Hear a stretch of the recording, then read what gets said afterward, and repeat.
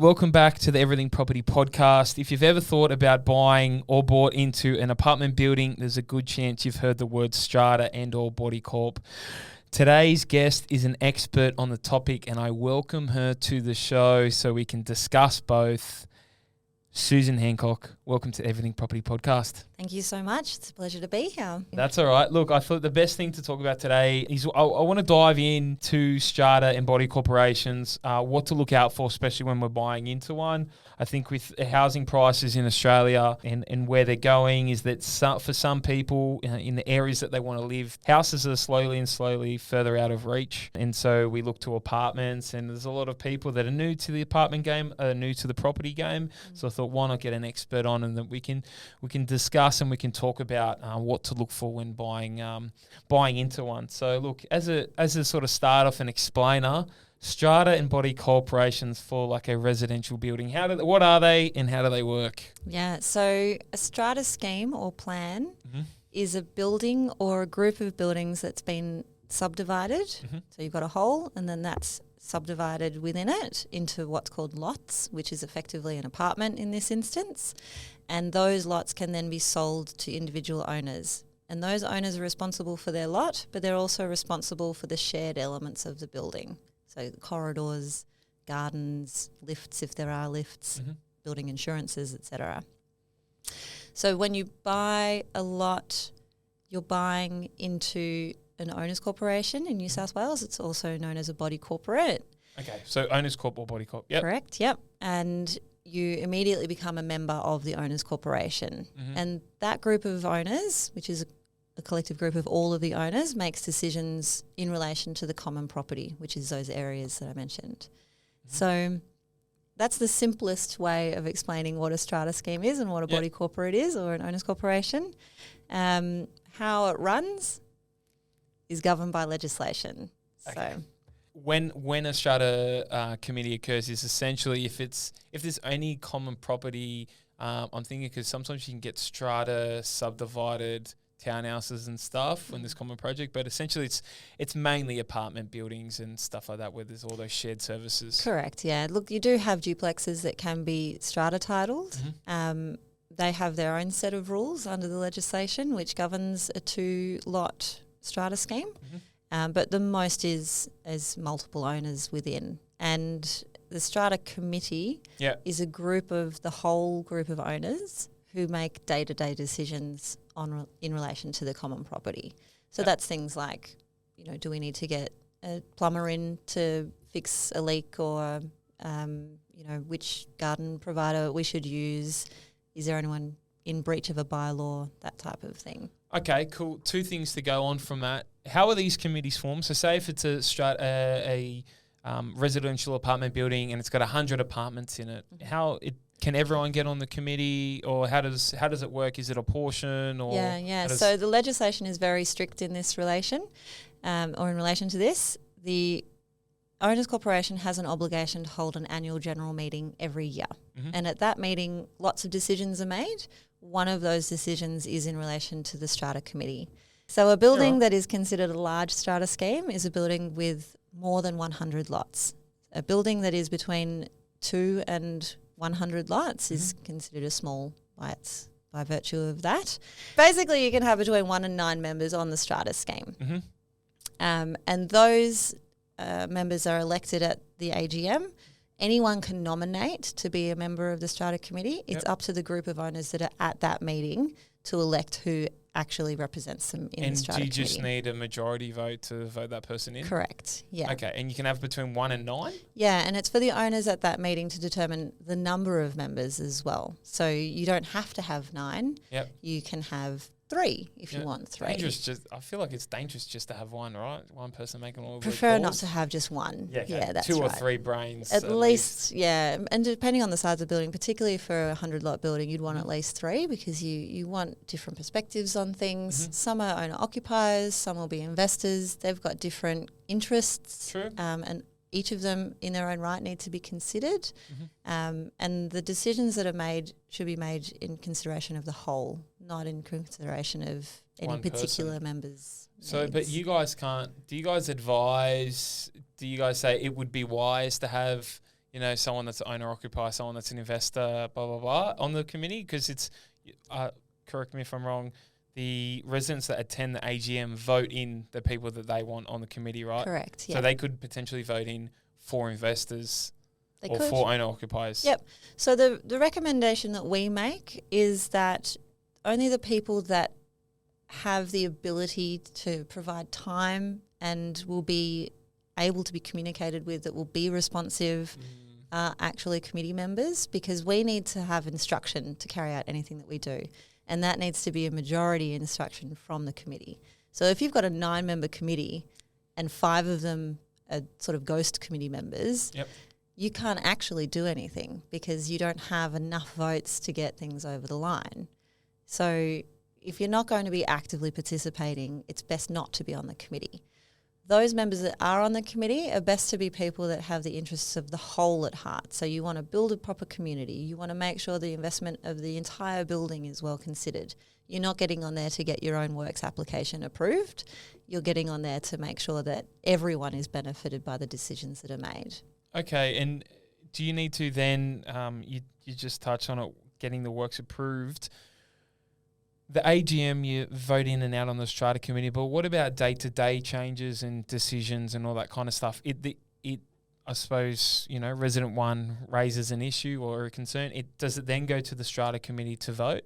Yeah, it depends on the type of matter. Yep. So the committee have the ability to make decisions on a day-to-day basis, but they don't have the ability to make big decisions. That needs to go back to the owners' corporation. So they can't change bylaws or they can't make new bylaws. They can't raise levies or change the levies that were agreed to at the last AGM. They can't make any changes to the common property. Those things all have to go back to the full group of owners to vote on at a general meeting. Things like applications for pets, that's something that the committee can decide on. Works applications, it depends on the type of work. So if it's... What would be one of each? Yeah, so you've got cosmetic work, which is like painting a wall or hanging a picture, that type of thing. I've got to get permission to hang a picture? No approval is required for that. Thank God. Yeah. In the past, yes. Now, no. Oh my gosh. Yeah, so it was quite laborious. You've got minor works. So that's work where the owners' corporation under the legislation is required to consider works that are minor in nature. Many owners' corporations have a bylaw that delegates that authority to the Strata committee.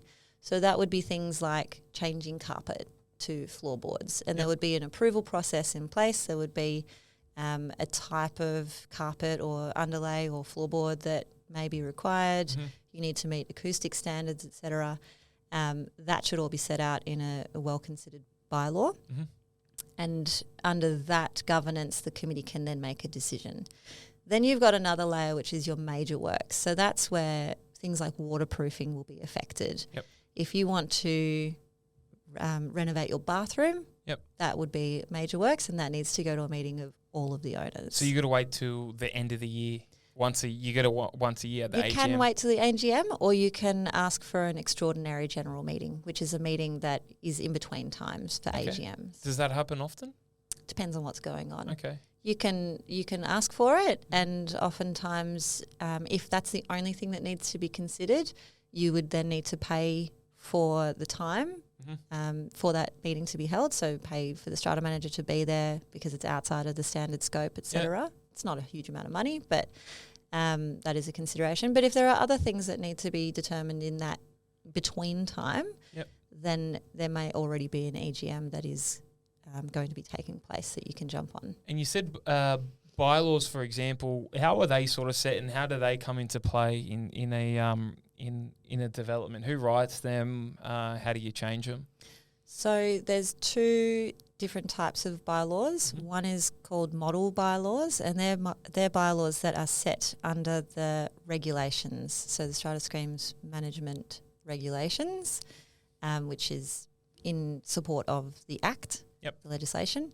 They are quite simple bylaws. They have a very good purpose for quite simple buildings, and in many cases you don't need to consider too much in relation to those bylaws. But for your bigger developments, your more complex developments, particularly your newer developments, you'll often find developer bylaws have been registered. Yep. That happens when the building is registered and comes into existence as a strata scheme. Yep. And those bylaws are then in place until such time as the Owners Corporation pass a special resolution to change one or more of those bylaws or add new ones or those types of things. So technically the developer can put in their own bylaws, but then all the residents can vote to remove that if they're in agreement or Absolutely. the majority. Yeah. So it's a special resolution to change a bylaw in most instances.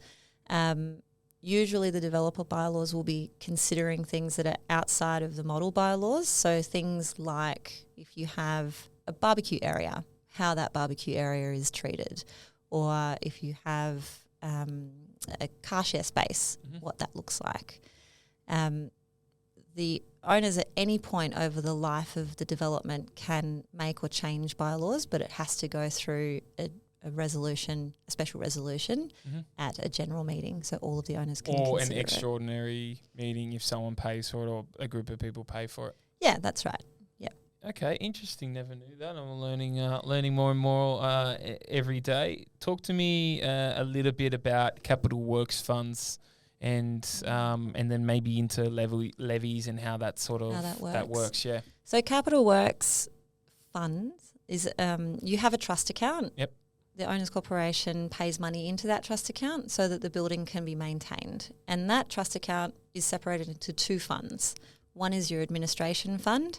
That pays for your day-to-day costs. So that's like lawn things mowing. your electricity bill, your water bill, your insurance policy for that year. At the end of that year, you kind of want that to balance out. You don't want there to be a significant surplus, and you don't want there to be a deficit. It should be balancing out. Okay? So if you can, that's a good little tip. So if I'm going to buy into a unit and I'm having a look at the numbers of it, you're saying that the administrative fund should be close to around zero. At the end of each year, that means sort of you're on point. Yeah, wherever possible. I mean, in accounting, you want the number to be zero at the end. That's what your balance sheet wants to look like for the administration fund. It's almost impossible to get it exactly that. Yeah, but that's where you consider what is and isn't necessary for the next year, and you budget in that way. Oh. Your capital works fund is different. So the other fund is your capital works fund. It used to be called the sinking fund. It's been renamed under the legislation to capital works so that there's more clarity on what the purpose of that fund is for. Yeah, people's funds aren't just sinking to the bottom of the ocean. Yeah, or my building's not sinking to the bottom of the ocean. Yeah. So the capital works fund is there for the purpose of future significant works that will be required. So that's remedial work for the replacement or repair of significant building items. Things that would be included in that would be lifts, so lift replacements, interior refurbishment of the lift or a motor overhaul of the lift. They're both very significant costs. So you're looking at, around $250,000 per lift. That's not something you want to have happen overnight. You want to be raising money across a period of time so that you've got it there to spend. What's sort of like a lifetime of how often you have to do that to a lift? Is it like every 5 years, or it just depends like on 20? Okay. So you get a bit of time. That's right. But the purpose of the Capital Works Fund is to look at all of these different items. So repainting the building, recarpeting the building. You've got pumps that need replacing. There's so many different factors that make up the whole of a building that don't need active attention outside of the normal servicing, but at some point will need replacement or significant repair. Waterproofing on the roof is another good example of that. And the purpose of the Capital Works Fund and the way that the legislation sets out the requirements for it is that you have an assessment undertaken. That assessment considers all of these different parts. It's undertaken by a quantity surveyor. They also put an anticipated cost against it, which has a potential increase, so CPI increase type inflation adjustment to it. They work out which year it's anticipated that work will be required. And then they give you an amount for the whole that needs to be raised year on year so that when it comes to the work, the money is there. And the purpose of that, let's take the lift as an example. Mm-hmm. You've been living in the building for 18 years since it's been built. You've had a great time. You've had all your friends come over. You've been using the lift every day. Yep. And you've never raised money to the Capital Works Fund to do anything to the lift other than service it once a quarter. Yep.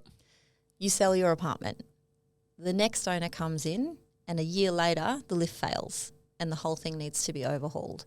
So a special levy is then required, and that owner has to pay a proportionate amount of the $250,000 odd to replace that lift, even though they've not had the benefit of it at all over that time. Is that $250K up front to pay for it, or is it like sort of back charged over years, or you need to come up with it? Well, if you haven't been raising money to your Capital Works Fund for it, then you need to come up with it, and that's what a special levy looks like. So that's what the Capital Works Fund is there to avoid. You want to be avoiding those special levies. A special levy is only when something is missed or something new. Like, surely, I mean, a good strata management company, surely I'm thinking once they get that thing from the QS's breakdown and tells you everything that's in there, it's just about, all right, well, it's got to be X, Y, Z. Maybe there's a tiny bit of contingency on the top of that, but I'm just trying to think of when else would a special levy be needed. If they want to do something that's outside of what already exists, they want to build a pool, then you'd have a special levy. If it's something outside of the actual building components itself, you need to overhaul the bylaws or something like that. Or you in legal, like a legal case, and you need to raise money to support that. Okay. There's dodgy defects with the builder, and they need to. Yeah. So you want to. The purpose of the Capital Works Fund is to avoid special levies and to make sure that everyone that benefits from the assets of the building is contributing to the repair and replacement of those assets when it comes up. Let's not go down the rabbit hole of special levies because we'll be here all day. We could be here for a while, but and there's so many different instances where it may be required. But the legislation is quite strict now that you get the assessment and you need to follow it. And if you don't follow it, then you need to be very clear as to why. There needs to be a good reason why. So for your listeners, if they're looking at buying into a building... Look at the lead in. I didn't even have to do that. Perfect. Yeah. If they're looking at buying into the building, one of the first things that I'd be looking at is whether they've got a decent amount in the Capital Works Fund and whether that aligns with the assessment that there is. Okay. So, but I mean, I'm the average person. I'm not going to know what a decent amount is. Is there any sort of rules of thumb or age of building, or can I get my hands on this assessment? How does all that work? Yeah, so you can conduct a strata search. Okay. Yeah, so that's a search of the books and records of the scheme. It's highly recommended for anyone who's looking to buy into strata to conduct a strata search. And I can do that online? You need to make a call through to the strata agency. In most cases, I'd suggest having a professional strata searcher undertake it. It doesn't cost a lot. It's quite cheap. But they know what to look for and they can put a report together for you. They will then dig out all of this type of information and put it in an easily digestible format. And before you consider that the real estate agent's got a strata report, don't forget that the real estate agent's got the strata report with the vendor in mind, not with the purchaser in mind. Shit, missed out a couple of pages on the end there that we should have. I can see how they do it. So they do the same thing with building and pest sometimes. Okay, so can I, if I want to get one of those done, I can just go to, say it's managed, the building's managed by Strata A. If I go to Strata B and I say, hey, I've got a building I'm looking to buy into, can you guys do what's it called? Like a Strata search for this company and provide a report? Well, how much is something like that cost? Well, the Strata companies don't do the reports themselves. They're independent people that undertake them in most instances, or companies that do. So that's a separate business in itself. People that do strata searches and oh my gosh, I didn't know that it's sifting through the documents. You don't have to engage someone outside of it. So I mean, if you wanted to, you could do it yourself. It's got a statutory charge of $33 thereabouts, so it's not expensive, and that's just to cover the administrative cost of making the books and records available. But you got to know what you're looking for. Exactly. if you're listening to this and you're thinking of buying into apartment, you're definitely not going to know what the average life cycle of a lift is and what the capital works fund should be contributing on a block of 20 apartments. So and all of the other things. All of the other things. It's like a building a pest. It's a couple $100 and you can get someone. Yeah. Wow. Okay. Well, I was going to ask you what are some green and red flags to look for when buying into like an apartment building in terms of that stuff. But you think if you get a strata search done, well, you can get the search done, but you still need to know what you're looking for. Yep. So you want to make sure that they're having regular meetings, so that you want to make sure that they've had an AGM within the last financial year. And don't laugh, because it doesn't happen all the time. Why would they not do it? Various reasons. Oh, okay. That you want to make sure that it is done, and if it's not done, that there's clarity on why. At those meetings, you want to see proper minutes, so clarity on the decisions that were made and that there is sound reasoning for those decisions. It's not just like, oh, we don't want to increase the levies this year, so let's just keep them the same, even though we've got a major works project that's coming up in 3 years' time. That's not going to help you, because in 3 years' time you're going to get hit with a special levy. You want to make sure that you have access to the communications as well. So part of the books and records is dialogue that the committee has. Yep. So if the committee is discussing various things, there might be a legal matter, there might be a big major remedial project coming up. You want to see the communication in relation to that. And that will also give you insight as to whether it's a really well-functioning owners corporation or whether, there's political alignments or dramas. I mean, you literally, this is its own little, a strata scheme is its own sphere of politics, right? So that's another thing to consider there as well. Yeah, and I think for some reason it's always the 55 plus crowd that find themselves on these committees. Well, they have the time. Exactly, they have it's the time. issue. And often they're really valuable members of the committee, because they can be on site to meet with trades. They've got a lot of life experience, so they can, contribute a lot to that. Many of them have been in bigger businesses and can think about things in that way. So there is a lot to be said for people of that bracket. But you do want a diverse collection of people on the committee to consider things from all different angles. Would you say if the committee's only got one or two, like say if the committee, I actually watched this happen once. I was going to talk at a strata committee, at one of these AGMs for a separate matter, and the strata manager made me wait around to the end. So I had to sit through and I listened to all the issues that they had in the building. Honestly, it was by a Chinese developer that had fled overseas and went broke and just left these guys with an absolute disaster. Absolute disaster. But it was funny because there was a certain group of people of a certain nationality that voted in 3 of their friends. And there was a couple of guys of a different nationality that wanted to get on the strata committee, but they obviously only voted for themselves.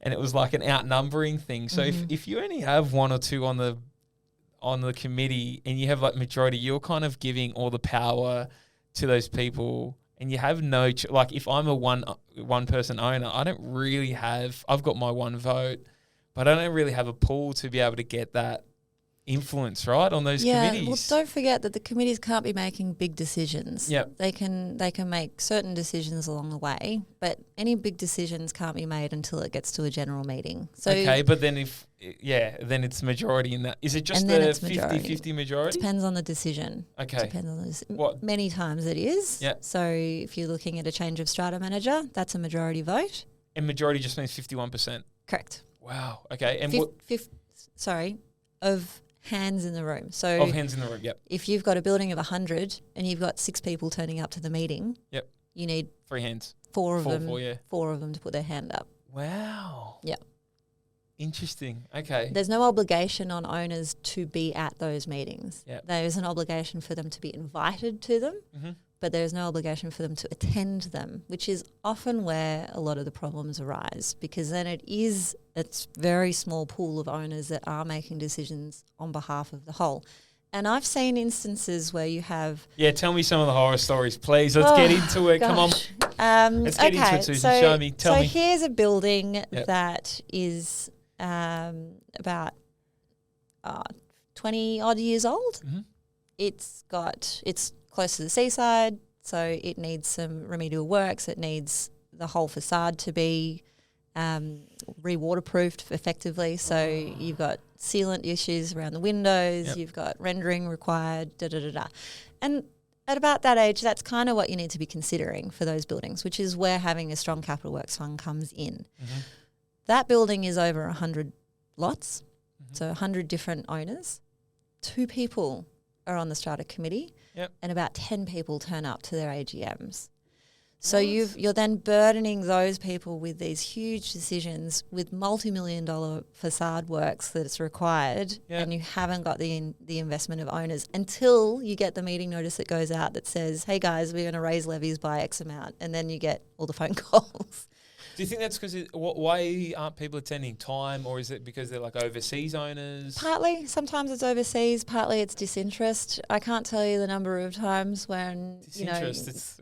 What do you got more? Okay. Yeah. Maybe their businesses or something, right? The expectation is that I buy an apartment, not all the time, but there's definitely a pool of people that buy an apartment and expect it to increase in value, but expect none of the costs to go up. And it's just not how life works. You buy a car and it's going to depreciate. Unfortunately, that's not what happens in property. Property usually appreciates. But the building does depreciate. So the building does depreciate. So you buy a car and you're going to need to maintain it, and you're probably going to need to replace it at some point. But they don't apply the same logic to a building. There's. So go to the meetings. The meetings. Okay. All of them. All right, so that's a pretty good bit of advice and wrap up. Do you have anything else? Do you have a golden nugget or something you want to share with everyone? I know you've got some notes, or for people what to look out for when they're buying into these Strata and body corps. You've covered it. Strata search, and then to let the professionals have a review of that. You want a really big, healthy capital works fund, depending on the age of the building as well. And we touched on as well how levies are calculated. So that's what else is added to the levy? So you obviously said the capital works fund and the breakdown of all the equipment and all the facilities and stuff like that. Is that sort of how it's... So that's for the capital works fund. Yep. The administrative fund is the day-to-day expenses. And the biggest cost in that is insurance policy in most instances. Yep. That cost has gone up 30% year on year over the last 4 years. Yeah. So we were looking at policies that were put in place in 2020 that have doubled since that time. Through no fault of the owners' corporation, there's not been any claims, there's not been any significant... So I guess you could say that building insurance wins the top place for costs due to dodgy builders. No, not just dodgy builders, generally, because the insurers have... But are all these insurers getting scared because they're seeing all these big defects and these... You've got to remember who underwrites them. So the insurance policies are put in place by an insurer, but that insurer is supported by a bigger company, and that company looks after all of the insurance across all of Australia and in other countries as well. Yep. So in Australia, we've had fires, we've had floods, we had more floods... and we've had significant building problems as well. Yep. And all of those things, like for the first time in a long time, the insurers are earning less than what their policies are worth. So they're not actually their revenue. I mean, they're probably still earning a revenue, but not nearly the amount that they were. And so their risk profile or their appetite for risk is the way that it's referred to is really low at the moment. So if you have any kind of work that's going to be required, if you know that you've got leaks that are coming in through the roof or that you've got a platform lift that's malfunctioning or something like that, you have to declare those things, and then they put your policy up because the risk is higher for them. So that's why keeping on top of all of these capital works is also really important, because it keeps those costs down. And is that... What else is, in terms of levies and stuff like that, what else is added on? What else is used as a calculation of levies, right? Because there's some apartment buildings that are cheap, some of the new ones obviously more expensive, maybe because of the facilities and stuff like that. But what else goes into the calculation of levies for apartment? So you've got a lump sum that you're raising, and that's then split between all of the lots. And each lot might be a different size. It might have different number of bedrooms. It might have number of car spaces or no car spaces, and all of that is calculated into what's called a unit of entitlement. That's calculated by a valuer, and they have an obligation, particularly in new developments, they have an obligation to set those unit of entitlements at market rates for the apartments. So if you've got a $1 million apartment, they're setting that at a certain rate, which is different to a $2 million apartment. The $2 million apartment has a bigger unit of entitlement, which means they have a bigger contribution to make to the levies. Okay. Things that are considered when you're looking at your administration fund are all your operating costs. So we consider all the invoices that have been processed for the previous year, look at what those total amounts are, accrue for anything that we're waiting to come in, and then set a recommendation for a budget in the next year. Also considering any anticipated costs that might or not have been paid for at that point. Okay, and then the first round of levies, if it's a brand new building, it's your recommendation on your experience of a building of that size and that many number of apartments and stuff like that. Okay, and then after the first AGM, you look back and you go, hey guys, levies were really cheap this year. The administration fund was in the negative by X amount. We're going to have to up it so we can cover this. We're anticipating the same sort of bills for next year. Is that sort of... So when I'm looking at a new development, I'm considering the second year's budget, not the first year's budget, because the first year has a number of items that are under warranty, like your lifts. So lift service is not required to be paid for in the first year because it's under warranty, and that's part of the arrangement that's made with those lift companies. But that means that if I set the budget in the first year on the true amounts of the first year, there's going to be an uplift in the second year, which we don't want. Okay. We want it to be stable. Smart. So we set it as if it's the second year, and then if there's any surplus, we can accommodate that for anything that the Owners Corporation might want to do. They might just tuck it in the Capital Works Fund for a rainy rainy day. Fund, exactly. For the pool that you want to add in. You can have a community event. Yeah. You know, you can start thinking about all these other pizza things. night or something like that. Yeah, why not? You know, a Christmas function or what have you. Perfect. All right. So. Look, I think that's a really good. I think that's a really good cover of how levies are created to Strata, body corps, how they work. I'm fully across it now, and I've learned quite a bit from the episode. Do you have anything to end us on? A golden nugget, piece of information you want to share with people, high or significant value that you've never said on a podcast before? Anything else you can share with us? I'm going to say this. When you're looking at costs, particularly because we've been talking about that today, and you're looking at quotes, don't consider the fee alone, because the way that quotes are structured may not be the same between one company to another company unless you've run a tender with a very specific scope of works. Okay. So if you take Strata Management as an example, there's no two companies that structure their fee in the same way. So if you just look at the fee that's presented in a pretty proposal document, it's not necessarily a true account of what the total fee will be at the end of a financial year. So look at lots of other things as well. Look at the agreements, understand what's in the agreements. If you're looking at a trade, make sure that you're getting a quote with the same basis of the quote, so the same scope that's required. And for large projects, you want a project manager so that they can run the tender process for you. They can set the scope. They can make sure that everyone's quoting to the same. To compare apples with apples, not apples with oranges. Yep, and don't just go for the cheapest. Same with everything, I think, in life. If you're going for the cheapest, you'll pay peanuts, get monkeys. That's it. Susan Hancock, thank you so much for joining us on the Everything Property podcast. Really enjoyed you coming on. Pleasure to be here. Thank you. Problems.